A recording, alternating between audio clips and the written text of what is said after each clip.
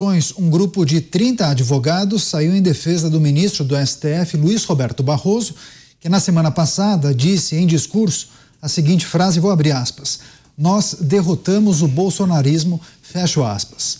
Os magistrados alegam que Barroso não violou os limites da liberdade de expressão e por isso não poderia incorrer em crime de responsabilidade e ser alvo de impeachment. Depois das críticas da oposição, o presidente do Senado, Rodrigo Pacheco, sinalizou que não levaria à frente um pedido de afastamento do ministro. Vamos girar com os nossos comentaristas. Tiago Pavinato, que é apresentador, comentarista e jurista. O que pode explicar esse posicionamento desse grupo de 30 advogados? Você precisa olhar o portfólio de clientes, quantas ações eles têm no STF e quantas ações estão na turma que o Barroso ele é julgador dos casos desses advogados. Porque, é claro, um advogado ele faz a defesa. Falar da liberdade de expressão é muito fácil, à direita e à esquerda. Porque falar em liberdade é muito fácil. Falar em liberdade é falar o laissez-faire. Deixa fazer. Deixa fazer. Liberdade é isso. Poder fazer tudo. É claro que dentro das responsabilidades legais, se eu matar, a lei não diz não matarás, como é o decálogo, né? Na Bíblia, no Torá. No Brasil, no Estado de Direito você é livre.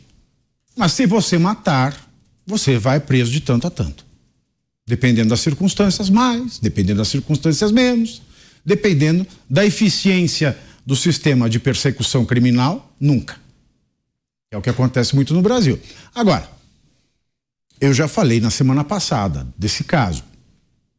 E citei aqui 3 acórdãos do próprio STF, citei aqui a Constituição, citei a Lei Orgânica da Magistratura e citei uma decisão que é icônica, é um modelo para toda questão que envolve liberdade de expressão de membros do Judiciário e membros do Ministério Público, que é a decisão do Conselho Nacional do Ministério Público, que impôs a pena de censura ao então Procurador Federal Deltan Dallagnol por ter expressado opiniões políticas em suas redes sociais. O membro do Ministério Público e o membro do Judiciário, e o Barroso é membro do Judiciário, faz parte da mais alta corte, eles têm liberdade de expressão como todo cidadão brasileiro. Mas a partir do momento que eles aceitam, dado que ninguém é obrigado a fazer parte do Ministério Público nem do Judiciário, aliás, as pessoas querem loucamente fazer parte do Ministério Público e do Judiciário, e quanto mais alto o posto, melhor. Uma vez que você decide fazer parte dessas instituições, você tem a sua liberdade de expressão diminuída diante das vedações que o cargo impõe. É óbvio que ele tem liberdade de expressão, mas as vedações quanto ao conteúdo da fala do Barroso, nós vencemos o bolsonarismo e não adianta vir falar de não é isso que você está pensando, meu amor. Não é nada disso que você está vendo. Você interpretou mal. Ele falou o que ele falou e ponto. E o que ele falou é vedado. É vedado pela lei, é vedado pela Constituição, é vedado por regulamentos de conselhos vinculados à Justiça e ao Ministério Público. E é vedado também, é reconhecidamente vedado pela jurisprudência do próprio STF. Então, liberdade de expressão é fácil, todo mundo quer, todo mundo tem.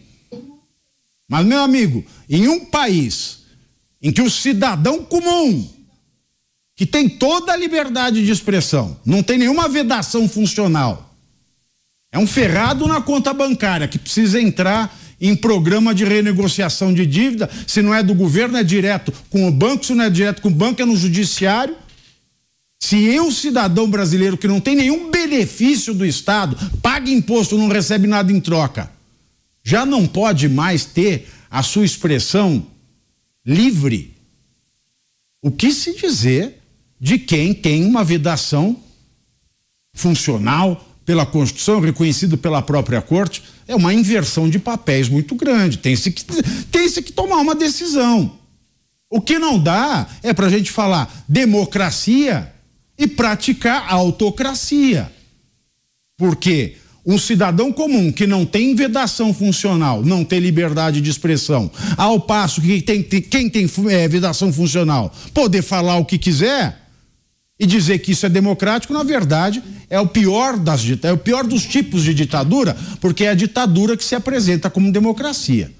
Então a gente tem que se atentar para a vedação funcional.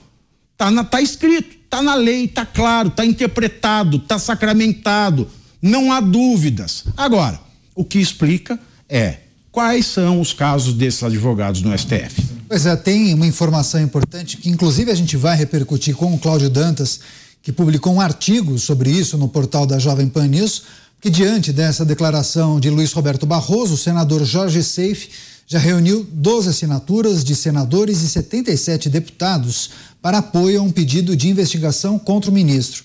A gente lembra que essa denúncia será protocolada na quarta-feira e caberá a Rodrigo Pacheco, após uma análise técnica, acolher ou não o pedido. O presidente do Senado, porém, deve atuar para baixar a temperatura após um telefonema em que o ministro se retratou. Barroso alegou ter cometido um ato falho ao se referir ao extremismo. Dantas, queremos escutá-lo.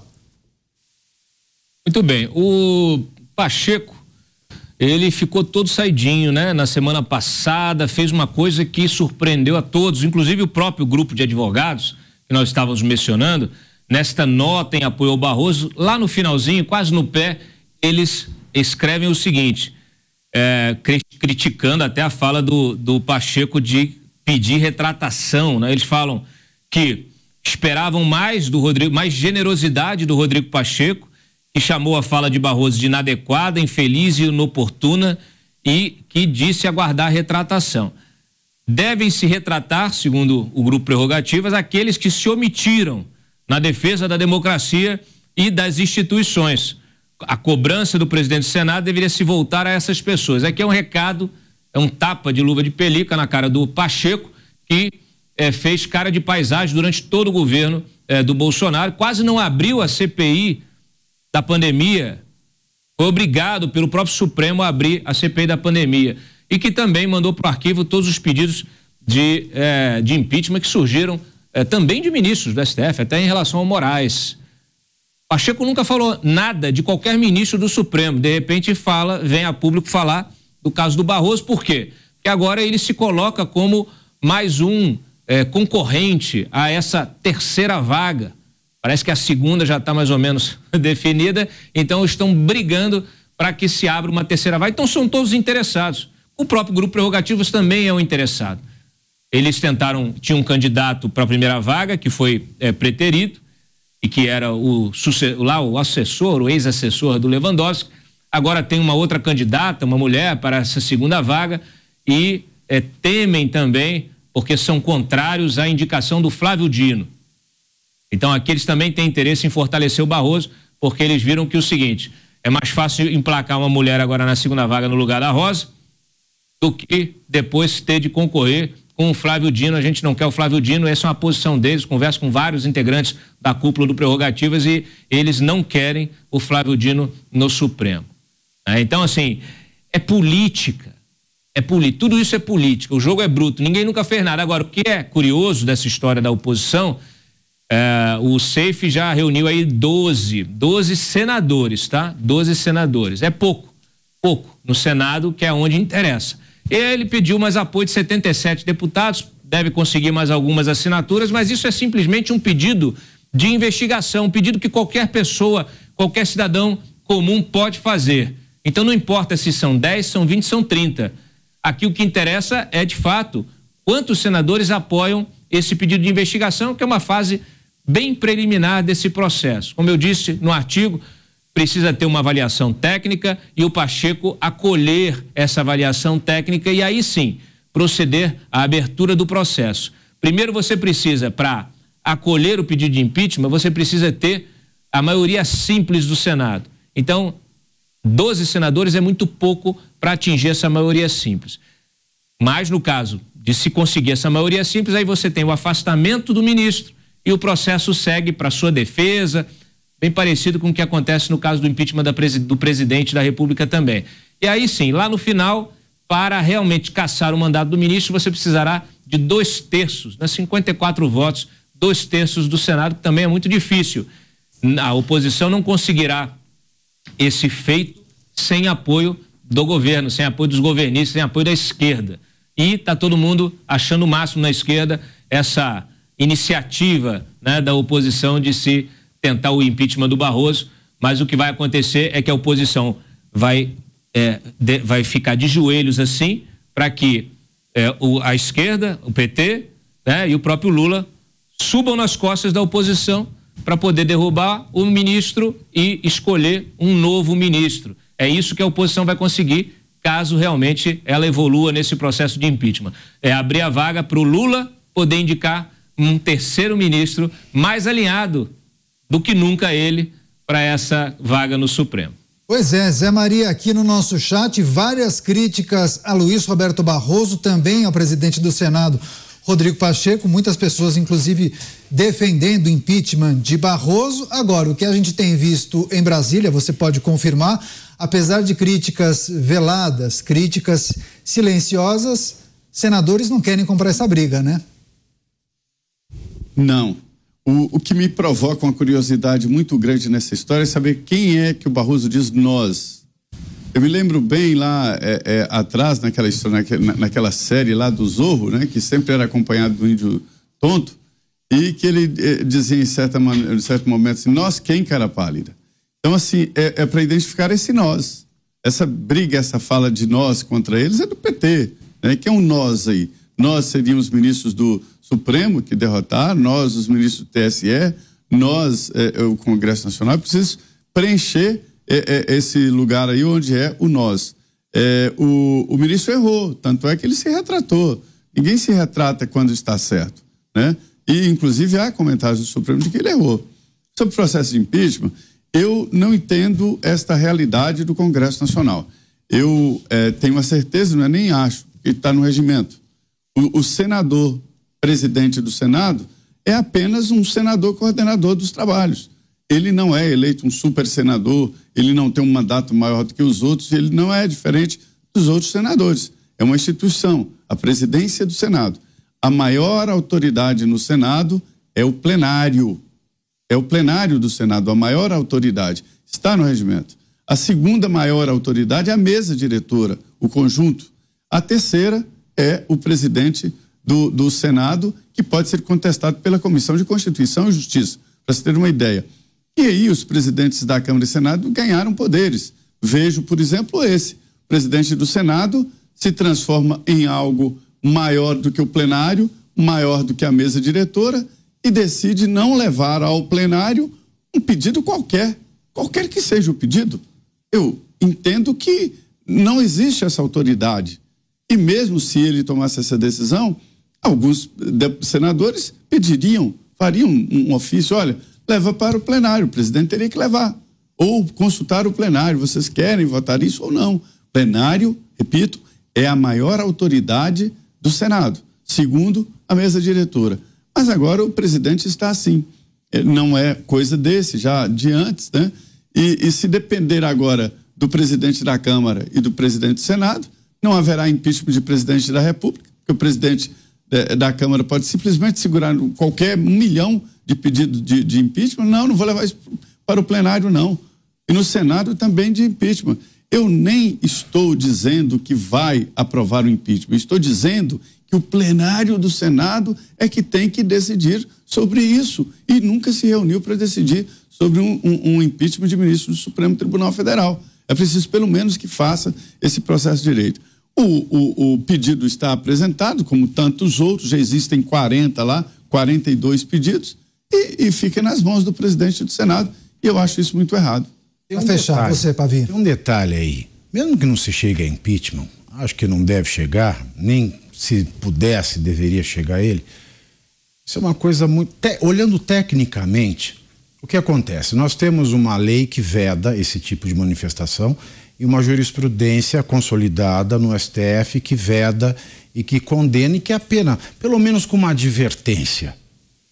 Então, se o CNJ não advertir e não se vê, como não se vê mesmo, nenhum movimento no STF de advertir publicamente, e o que aconteceu foi o contrário, né? O site do Supremo, ele acabou querendo ajambrar a fala do Barroso, é que a gente fica pensando o seguinte, tecnicamente, quando uma corporação que tem, de regra,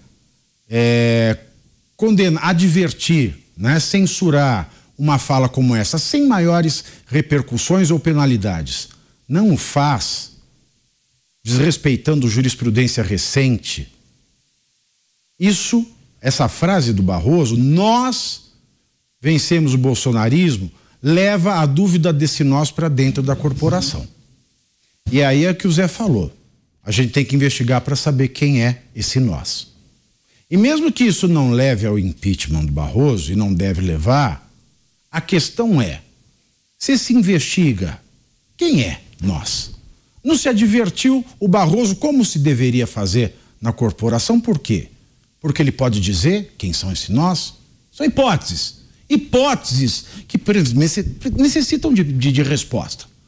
Porque o cidadão, ele tem direito de perguntar. A autoridade tem a obrigação de responder. Então, assim, é uma pergunta. Ele pode dizer quem é esse nós? Aí eu lhe digo, se a investigação avança e aparecem alguns nós, eu pergunto, isso seria um fato novo? De maneira a permitir uma ação rescisória da ação que levou à inelegibilidade de Bolsonaro?